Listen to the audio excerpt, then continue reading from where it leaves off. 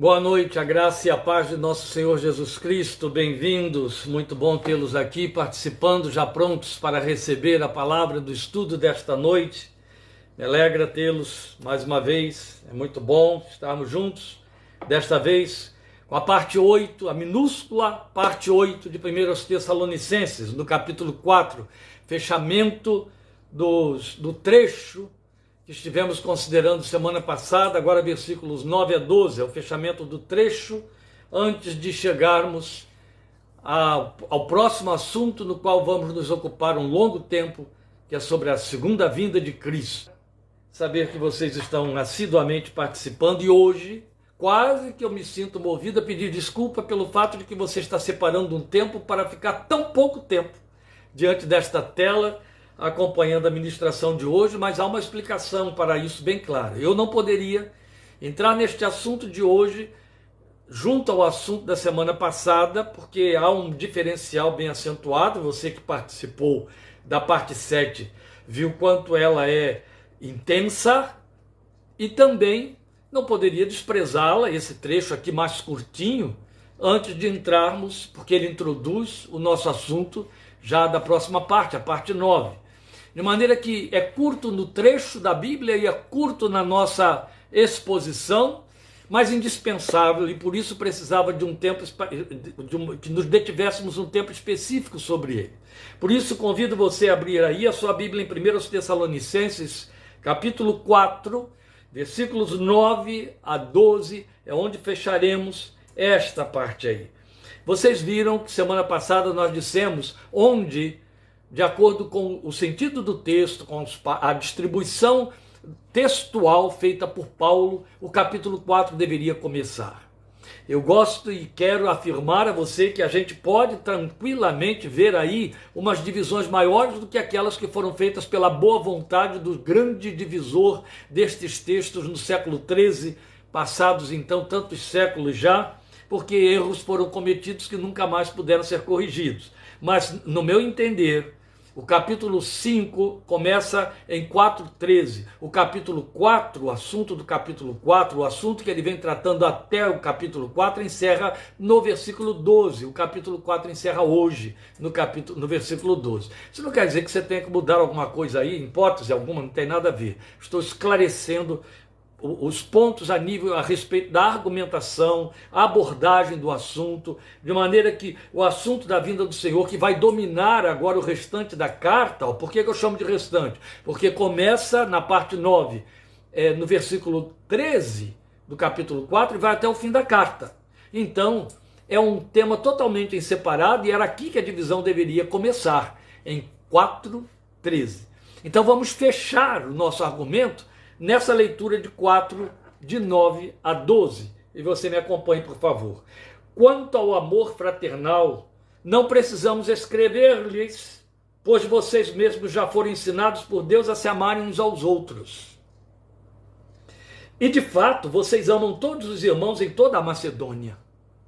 Contudo, irmãos, insistimos com vocês que cada vez mais assim procedam. Esforcem-se para ter uma vida tranquila, cuidar dos seus próprios negócios e trabalhar com as próprias mãos, como nós os instruímos, a fim de que andem decentemente aos olhos dos que são de fora e não dependam de ninguém.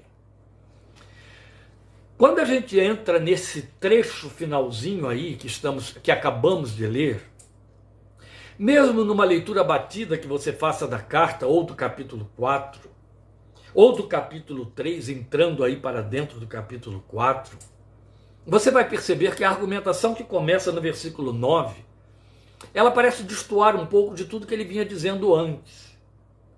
Quanto ao amor fraternal, não precisamos escrever-lhes. Aí ele está dizendo, nós sabemos que vocês foram além do que foi ensinado, Deus mesmo lhes ensinou, insisto que vocês procedam assim, esforcem-se. Mas aí quando ele chega no versículo 11, ele aborda uma temática que parece num primeiro momento, ser apenas um conselho pastoral. Imagine se você chega na casa, você pastor, né? Você líder, ou você discipulador, você que ensinou há algumas pessoas do evangelho e elas continuam aprendendo com você, e daí desenvolveu-se uma confiança, uma mutualidade, uma dependência de ensino. E aí você chega na casa daquela pessoa e conversa com ela e ensina, discute Bíblia, oram. Você vai embora e manda uma carta para essa pessoa dizendo: fulano ou fulana ou fulanos, aquelas pessoas daquela casa, hoje se chama de células, as igrejas têm muito disso. As pessoas daquela célula, você é o líder da célula. Aí você manda uma carta e diz: meus irmãos, estou muito contente com o avanço que vocês têm tido na fé, a maneira como vocês têm testemunhado do Senhor, mas eu queria lembrar a vocês que procurem ter mais cuidado com a higiene pessoal, com a higiene da casa. Mantenham sempre a casa limpa, para que os de fora não venham a reparar e ficar falando e dizendo: olha, o evangelho não ensinou a eles aí como é que as pessoas de bem devem se preservar, manter casa limpa, faxina, tudo arrumadinho, roupa limpa, cheirosinhos, banho tomado.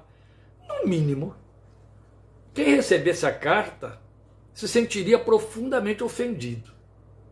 Ou a razão de você fazer isso procede, e a pessoa receberia a carta e diria: ai, pisei aqui, e está na hora de eu corrigir isso aí, faz parte do testemunho. Realmente a coisa não anda muito boa aqui para o meu lado nessa área, não. É o que está acontecendo aqui. Ele vem elogiando a fé dessa gente, ele vem elogiando o amor, ele fala sobre a santificação, ele os exorta a se santificarem, a se afastarem da impureza, da imoralidade sexual, tudo que consideramos semana passada. De repente ele diz assim: esforcem-se para ter uma vida tranquila, cuidar dos seus próprios negócios, trabalhar com as próprias mãos, como nós os instruímos, a fim de que andem decentemente aos olhos dos que estão de fora e não dependam de ninguém. É quase a mesma história que eu acabei de ilustrar aqui quanto à higiene da casa. Parece totalmente fora da argumentação, do propósito. Ou é apenas um acréscimo de um conselho? Não. Aqui tem. Coisas foram encontradas ali nesta área que destoa de todos aqueles elogios que você ouviu sobre o crescimento, a fé, a pujança da fé, do amor, do testemunho, da liturgia daqueles irmãos aplaudidos pelo próprio Paulo. Então é importante a gente considerar essas pequenas inserções que nós temos, que à primeira vista parece apenas um conselho, mas não é, é uma exortação, e uma exortação que já tinha sido dada na época da fundação da igreja, de tal maneira que ele está dizendo aqui como nós os instruímos. Pratique aquilo que vocês já aprenderam, eu ensinei isso a vocês. Vamos lá, isso é muito importante. Esta sessão, então, que temos aqui de 4 de 9 a 12, ela medeia entre aquela exortação à santificação pessoal, né, naquele quesito moralidade e sexualidade, e a parousia. Ela quase que funciona como uma introdução ao assunto que, como eu disse, vai dominar a carta até o fim e vai entrar pela segunda carta. A parousia, a vinda do Senhor Jesus. Parousia significa aparecimento do Senhor, a vinda do Senhor. E por isso tem de ser mesmo considerado em separado, por mais curto que seja. E o que temos aqui é ética litúrgica da vida cristã. Quando eu digo ética litúrgica, eu estou fazendo um pleonasmo, uma redundância, eu estou forçando uma terminologia, porque nós entendemos, hoje isso é generalizado, liturgia como sendo aquele processional de um culto, aquilo que se faz dentro da igreja, num templo, num ato de culto, chamamos de liturgia. Não, a Bíblia, o Novo Testamento, vai tão longe, tão além, que não há desculpa para essa redução formal que nós fizemos, que se torna até enxavida, desagradável. Liturgia significa serviço a favor do povo, a favor do outro. Testemunho também. Culto. A questão é que, como uma má herança, aquelas coisas de que a gente não conseguiu, por conveniência, se libertar totalmente, que trouxemos da igreja medieval, por herança, por tradição, porque convém, assim também funciona quanto a esta ideia de que temos uma vida devocional que está separada da vida secular, da vida do dia a dia. Então, o cristão, ele é cristão para Deus e cristão para si, para a família e para os outros no outro momento. Isso nunca existiu, nunca vai existir. É Romanos 14, 7 que vai prevalecer na nossa vida sempre. E isso significa outro tanto, talvez seja novidade para alguns, eu espero que não, em nome de Jesus, que a nossa vida é um ato contínuo de culto. Eu cultuo e tenho de cultuar na minha maneira de viver, não é na forma de fazer um culto. Não é pelo fato de que eu em um dado momento paro para orar, abro a Bíblia, leio, medito, vou ouvir uma pregação, que eu estou então fazendo um ato litúrgico, um culto. Não. A minha vida é um culto no que eu fizer, seja lazer, negócios, vivência familiar, doméstica e por aí afora. Infelizmente, fomos inclusive endossados nessa dicotomia conveniente que fizemos. Totalmente errado. Minha vida é um culto o tempo todo. É disso que Paulo trata da primeira à última palavra em cada uma das suas cartas. Toda a sua doutrinação. E a gente precisa aprender isso. Então, quando a gente fala de ética litúrgica da vida cristã, estamos falando de que a ética significa culto. O nosso culto tem uma ética que precisa ser observada, onde a santificação envolve o cuidado com o testemunho para com os de fora do caminho. Então vai além daquela argumentação pontual, enfática, que ele fez, absolutamente importante, necessária, sobre o afastar-se da imoralidade, contra a imoralidade sexual e por aí. Vai além. E é significativa a transição que ele faz entre um assunto e outro com essa terminologia, quanto ao amor fraternal. Porque ele estava falando de sexo, de sexo imundo, da imoralidade sexual e de sexo limpo. Também falou lá naquele trecho anterior, a parte 7. Se você perdeu, vai lá. Não pode deixar de ir lá, porque se perdeu, perdeu. Não pode perder, né? É uma sequência, estamos dentro de um estudo aqui. Então é muito importante que depois dele ter falado sobre sexualidade, ele agora fale sobre filéu, amor fraternal. O grego tem 3 palavras, 3 vocábulos que definem amor. Nós temos tudo reduzido numa palavra só. Isso é mal, mas tão mal.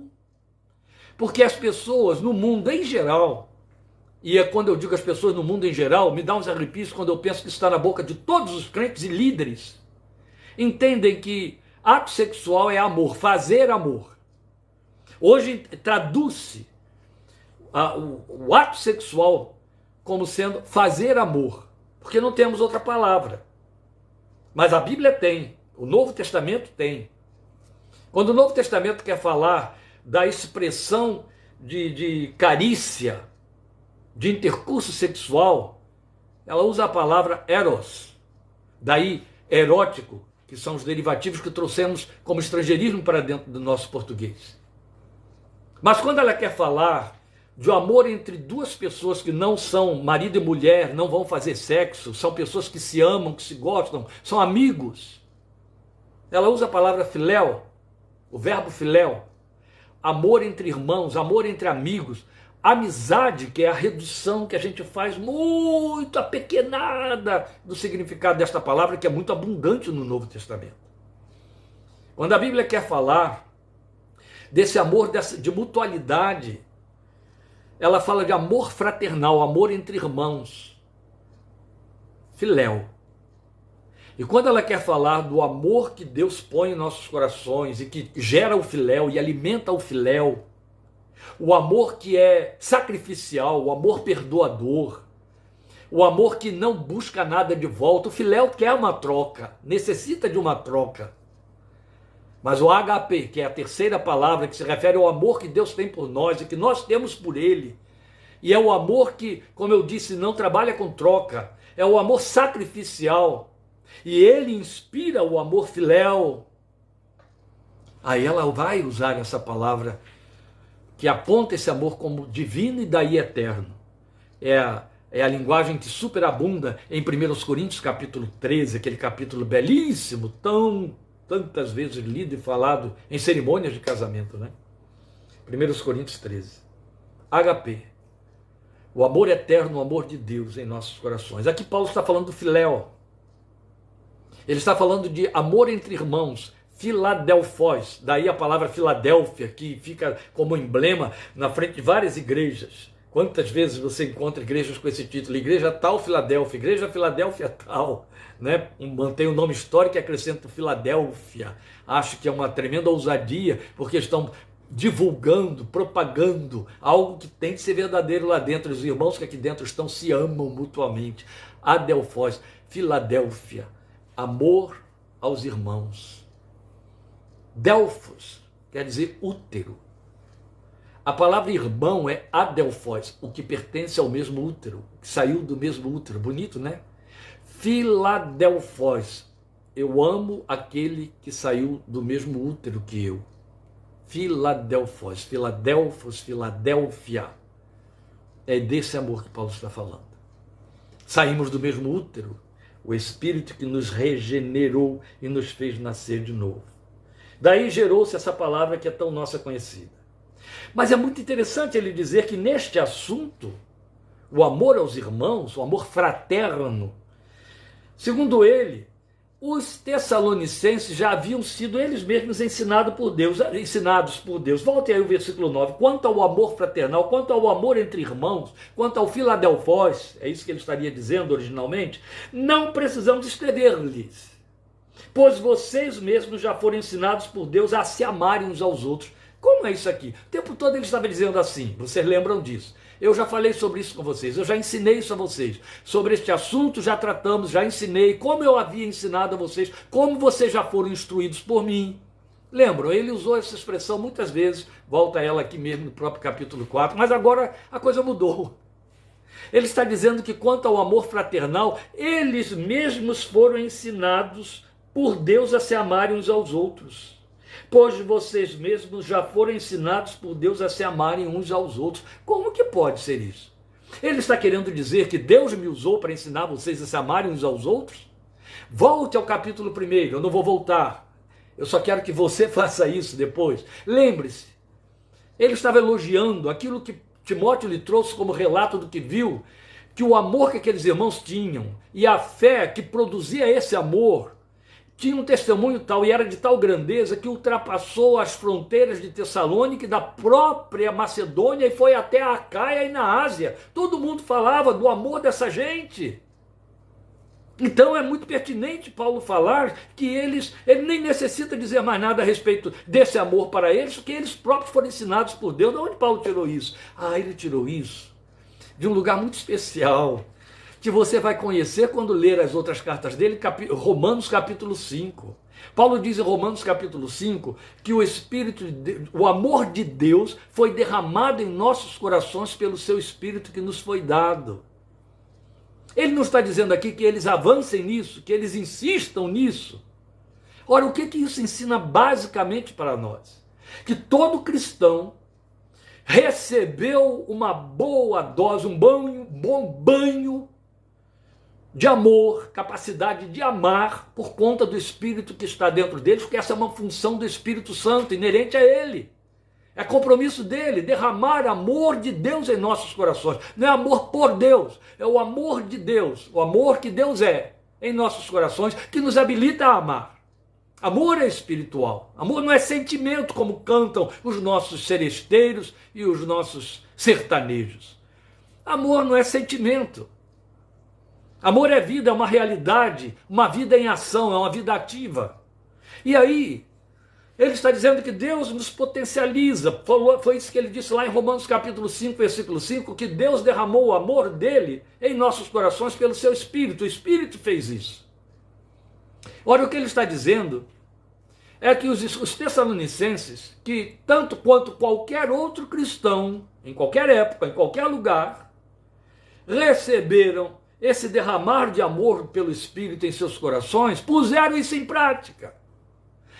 A possibilidade de recuar, não progredir, estacionar é tal que ele vai dizer aqui para eles: insisto que vocês avancem, continuem assim. Porque a realidade, não só no que diz respeito ao amor, mas a tantas outras ações dinâmicas e próprias do Espírito Santo na nossa vida, meus queridos irmãos, é outra. Refreamos, trancamos, prendemos, recuamos, rejeitamos, descuidamos Não damos atenção. Quantas vezes há muitos desses frutos e operações e influências do Espírito de Deus dentro de nós.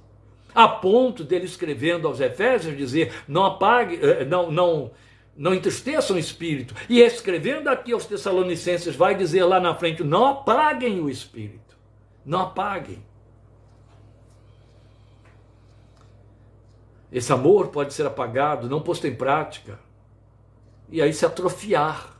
Grave essa palavra. Se atrofiar, sofrer atrofia, redução.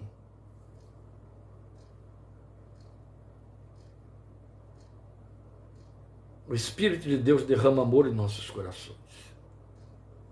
E aí vale para nós o que foi dito para eles. Insistimos com vocês, finalzinho do versículo 10, que cada vez mais assim procedam. Ponham em exercício, ponham em prática. Sabe, é como os exercícios de musculação. Quanto mais nos exercitamos, mais fortes os músculos ficam. Quanto mais nos paramos ociosos, quanto mais nos tornamos inertes, mais atrofiamos os músculos, a ponto de desaparecerem. Isso vale para a realidade espiritual. Isso vale para esses valores espirituais. Não é porque, nunca esqueçamos, não é? Nós temos uma duplicidade de natureza. Aqui dentro habita o Espírito e a carne. Os dois militam, Paulo diz em Romanos e Paulo diz em Gálatas. Um milita contra o outro, luta, guerreia. A palavra é guerra. Fazem guerra. Quem o exercitar vai ficar mais forte e vai derrubar o outro. Quem o alimentar vai ficar mais forte e vai resistir ou vencer ao outro. Então é importante observar que ele apenas quer insistir que eles continuem avançando nesta direção. Então ele estava inteirado por Timóteo acerca do que Timóteo viu ali. É só voltar aí a 1:3. Veja. Lembramos continuamente diante do nosso Deus e Pai o que vocês têm demonstrado, o trabalho que resulta da fé, o esforço motivado pelo amor. Era um amor sacrificial, aquela gente estava amando, testemunhando, servindo, socorrendo e abençoando em meio à perseguição. Então o testemunho daquela comunidade apontava um espírito generoso, em especial no exercício da hospitalidade, que era tão significativa na igreja, porque isso era extensão da antiga cultura judaica. Aliás, a hospitalidade é doutrina da Bíblia. Eu não vou gastar tempo aqui em cima, ainda que me sinta impulsionado nessa direção, porque esta é uma das disciplinas mais desprezada e que nos custará preço muito caro, custa individualmente preço muito caro. Os crentes é que não se dão conta disso. Mas se não praticamos a hospitalidade, como a Bíblia diz, vamos responder por isso. Porque não sabemos, na maioria das vezes, que aquele a quem temos de hospedar com todas as honras está sendo enviado por Deus. E o Senhor mesmo está chegando ali, junto. Quando fizeste a um destes meus pequeninos, a mim o fizeste. A prática da hospitalidade não só está em desuso, quanto o desuso está muito justificado pela questão da periculosidade dos tempos que vivenciamos. Isso tudo serve de desculpa para deixarmos de sermos hospitaleiros com os nossos próprios irmãos na fé. Mas Tessalônica era uma metrópole que servia de rota comercial entre a Ásia e a Europa. Então era provável que os cristãos provenientes de outras regiões, de outras províncias, os que vinham lá de outras regiões da Acaia e de outras áreas da própria Macedônia, vamos lembrar ali, os bereanos estavam a 60 quilômetros deles lá. É possível que eles chegassem até esses irmãos desfrutando e divulgando sobre a hospitalidade ali recebida.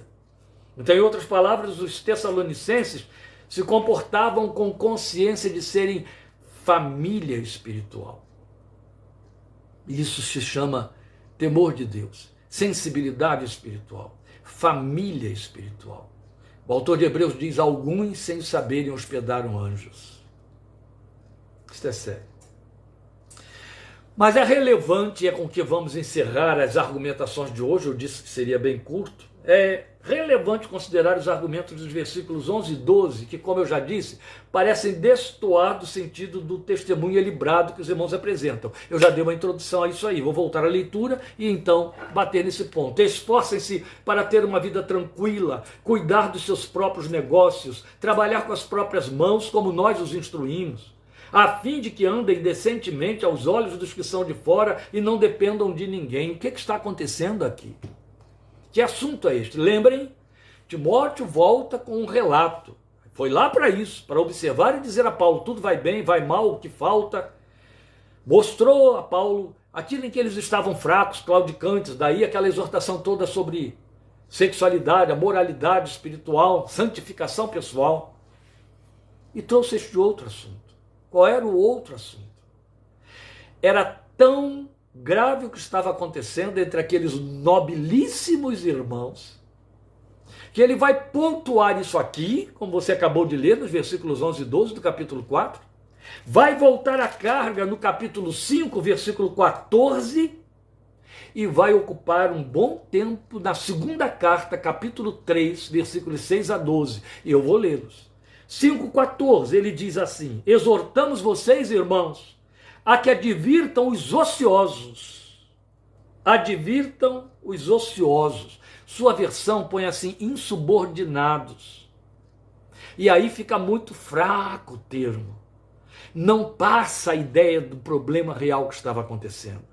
Mas a palavra que define bem o que estava acontecendo é esta que está aqui na NVI, ociosos.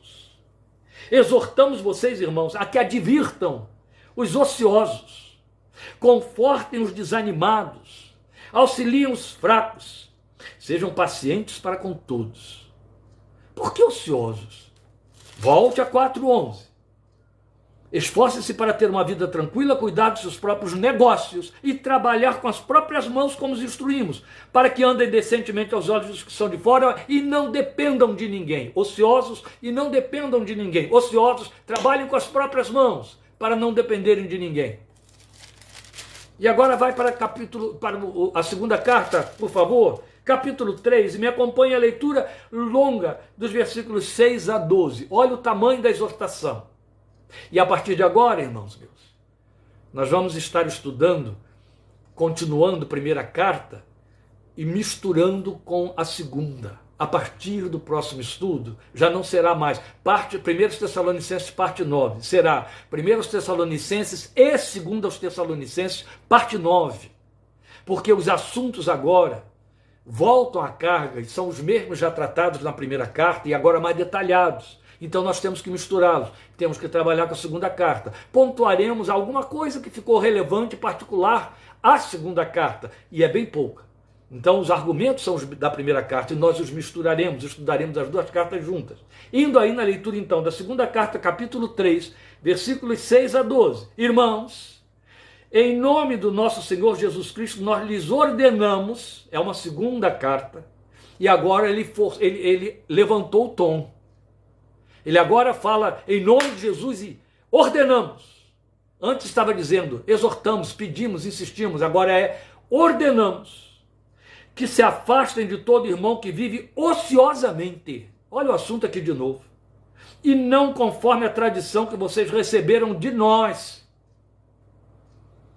Pois vocês mesmos sabem como devem seguir o nosso exemplo, porque não vivemos ociosamente quando estivemos entre vocês. Vocês se tornaram nossos imitadores, ele disse no capítulo 1 da primeira carta. Agora ele está dizendo aqui, vocês sabem como devem seguir o nosso exemplo, como devem ser nossos imitadores, porque não vivemos ociosamente quando estivemos entre vocês. Nem comemos coisa alguma à custa de ninguém. Ao contrário, trabalhamos arduamente e com fadiga, e ele já tinha dito isso lá na primeira carta, capítulo 1, dia e noite, para não sermos pesados a nenhum de vocês. Não porque não tivéssemos tal direito, mas para que nos tornássemos um modelo para ser imitado por vocês. Então eles estavam falhando nesse quesito que tinha de ser copiado. Nós vamos entender, há uma razão. Quando ainda estávamos com vocês, nós lhes ordenamos isto. Lembra, ele tinha dito que já tinha instruído eles lá. Se alguém não quiser trabalhar, também não coma. Quem não trabalha, não coma. Pois ouvimos que alguns de vocês estão ociosos, não trabalham. mas andam se intrometendo na vida alheia. Que complicado. A tais pessoas ordenamos e exortamos no Senhor Jesus Cristo que trabalhem tranquilamente e comam o seu próprio pão. Sério isso? Pessoalmente, lendo, relendo, me detendo sobre a argumentação de Paulo nas duas cartas, eu entendo que o que ocorre aqui é que ele chegou a uma comunidade onde trabalho não era a principal bandeira, entende?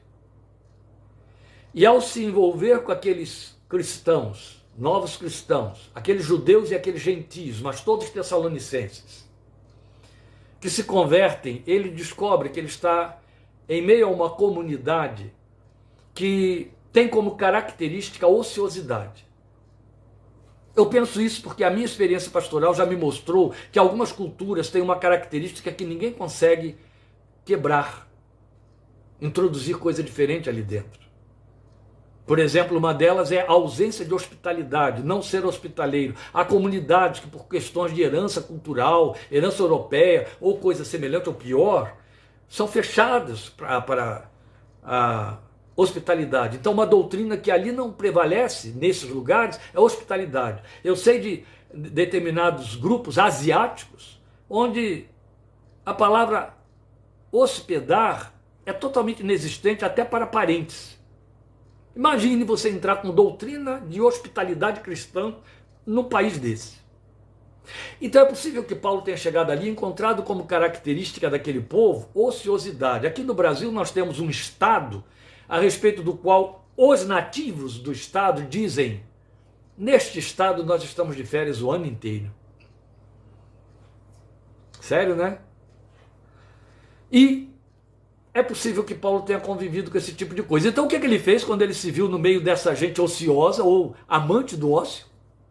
Ele começou a dar exemplo, se esforçando e trabalhando com as próprias mãos. Ele mesmo disse isso, escrevendo para eles com mais cuidado. Eu despojei outras igrejas, eu recebi ofertas, os filipenses os mantiveram, de outras igrejas, mas não quis receber nada de vocês. Eu trabalhei e me esforcei com minhas próprias mãos para não depender de vocês em nada, para servir de exemplo. Ó, a coisa lá estava séria.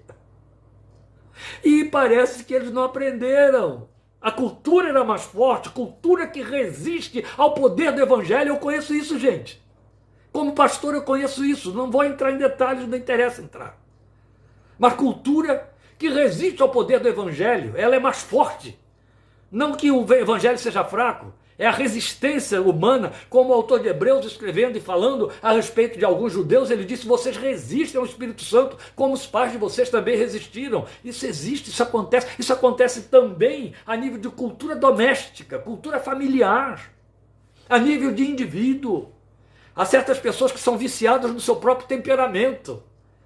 Sabe aquele complexo de Gabriela? Eu nasci assim, eu sou sempre assim, eu vou ser sempre assim. É assim que eu sou. Não foi para a cruz.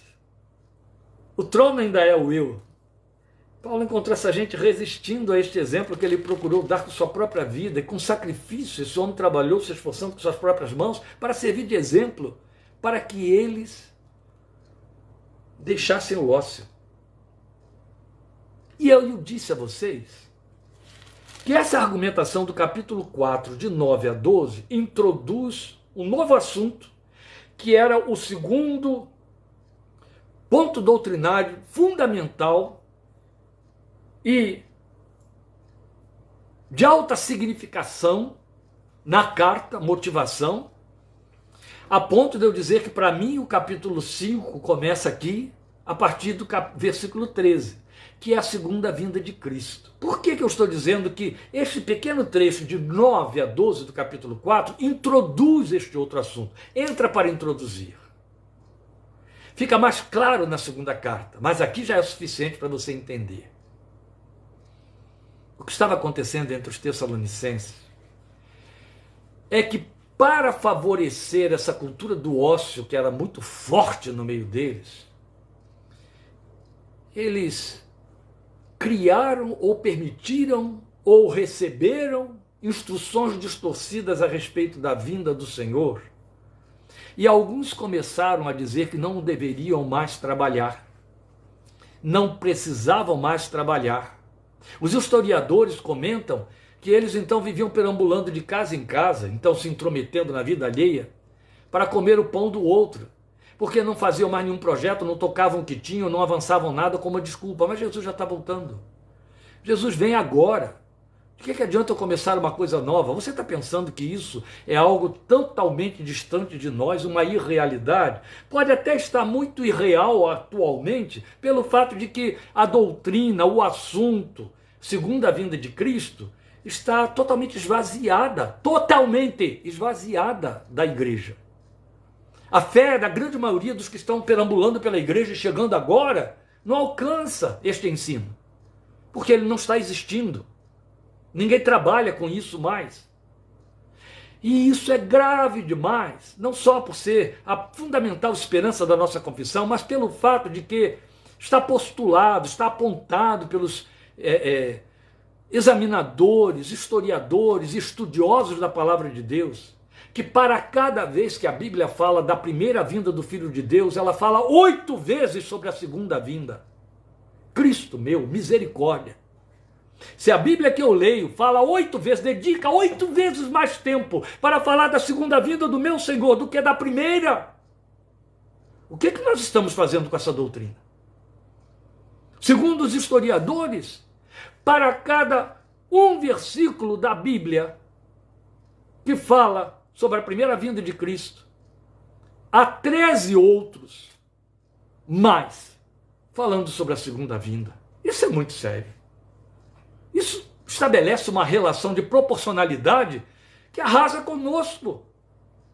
Não era de se esperar naturalmente que então eu falasse 8 vezes mais sobre a vinda de Cristo, ouvisse 8 vezes mais, cantasse 8 vezes mais, estudasse 8 vezes mais, que se pregasse, se ouvisse na igreja 8 vezes mais sobre a segunda vinda do Filho de Deus do que sobre a primeira, e não precisa fazer essa comparação, mas muito, muito mais sobre a segunda vinda. Cadê? Onde? Quando? Como? Por quê? No final da década de 60,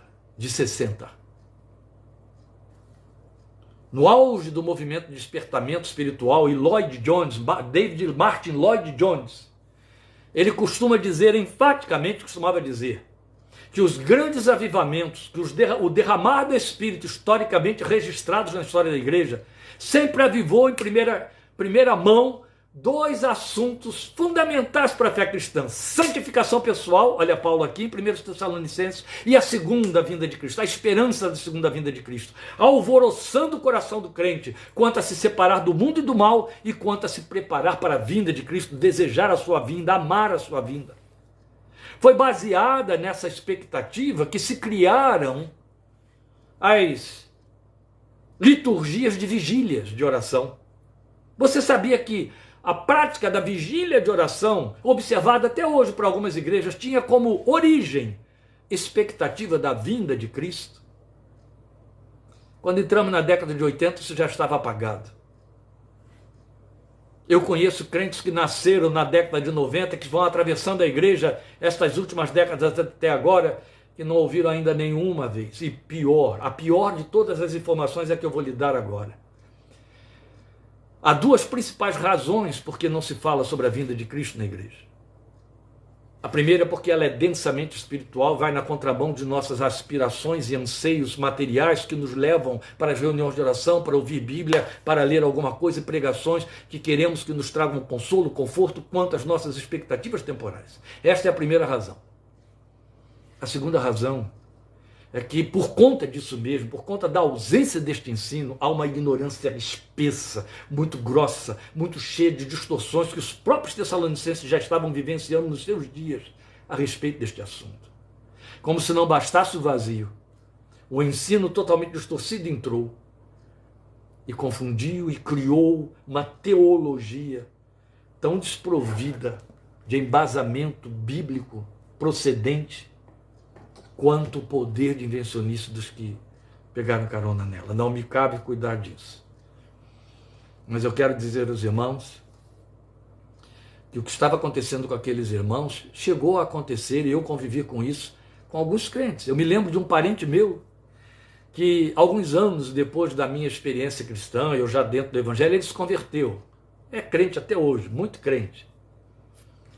Um bom profissional, e se converteu cheio de paixão. E a época em que ele se converteu, o seu grupo confessional estava falando muito sobre a volta de Cristo, e dando estudos. E isso deixou alvoroçado, com a cabeça tomada.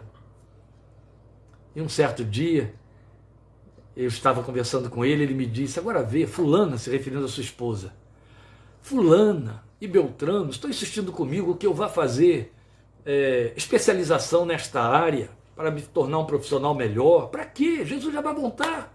Eu vou desperdiçar meu tempo e dinheiro estudando se não vou poder usar. Eu fiquei olhando para ele.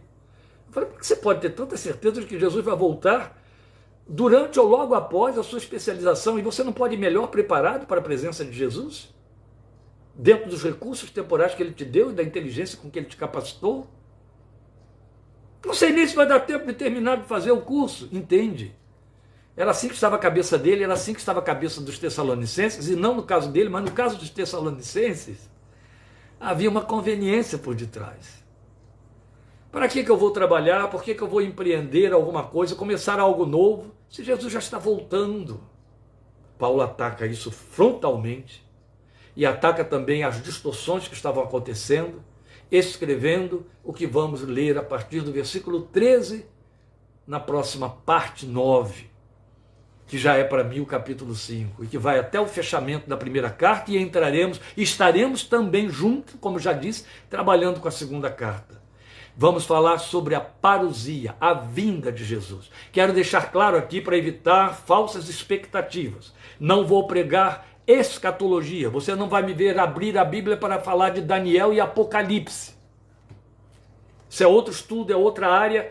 Não vou falar de escatologia. A escatologia envolve a vinda de Jesus porque é futuro. Mas eu vou falar sobre a vinda, a ressurreição e a vinda. Eu vou falar o que Paulo falou aqui. Então eu não vou entrar nas questões proféticas e escatológicas. Isso é outra história. E também é uma argumentação muito vasta, que minutas não dariam conta, em hipótese alguma. E aí, se você quer ler, aprender, corrigir as suas distorções que porventura lhe tenham sido passadas sobre a escatologia biblicamente falada, eu lhe recomendo minimamente 2 livros. E se você ler esses 2, lhe bastam para corrigir tudo, de coração e mente aberta. A mensagem de Apocalipse, de Will Cox, da ABU. A mensagem do Apocalipse, Will Cox, da ABU. E A Igreja e as Últimas Coisas, de Martin Lloyd Jones. E você vai encontrar toda essa escatologia profunda e densamente desenvolvida por ele a partir do capítulo 10 do seu livro, mas você tem de ler os 9 anteriores. A Igreja e as Últimas Coisas, David Lloyd Jones, Martin Lloyd Jones.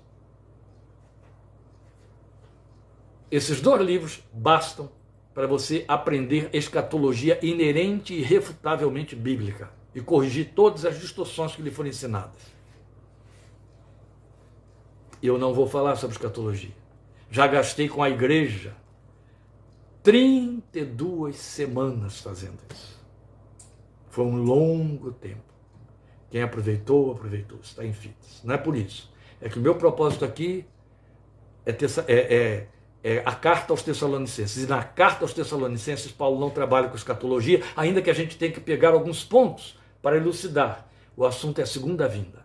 E é sobre a segunda vinda que estaremos falando a partir da parte 9. Quanto a isto, peço a sua atenção agora para uma explicação que eu vou dar. Como para mim, nós vamos começar um capítulo novo que já vai introduzir uma segunda carta, eu vou dar um intervalo de 1 semana, como eu faço em todas as vezes que eu vou partir para uma nova carta.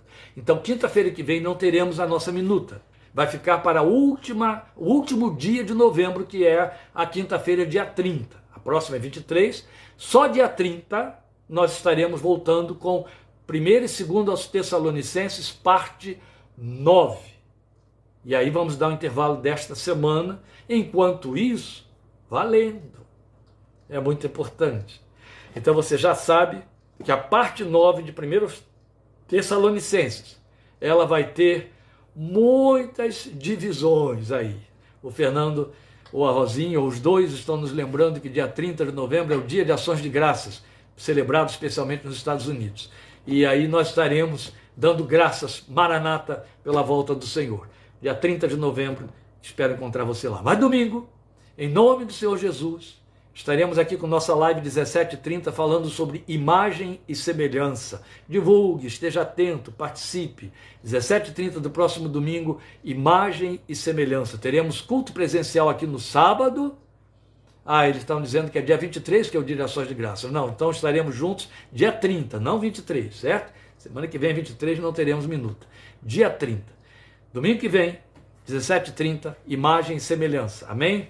Estejamos juntos dia 30 com parte 9 de 1 aos Tessalonicenses. Obrigado por sua participação, sua atenção e esse fechamento para nós aí do nosso capítulo 4. Deus te abençoe, te fortaleça, te dê uma noite de graça na sua presença e encha o seu coração, como disse Paulo escrevendo a Timóteo, de amor pela segunda vinda. Os que amam a segunda vinda receberão coroa. Foi o que Paulo disse a Timóteo. Deus te abençoe, querido. Deus te abençoe, querida, em nome de Jesus. Amém.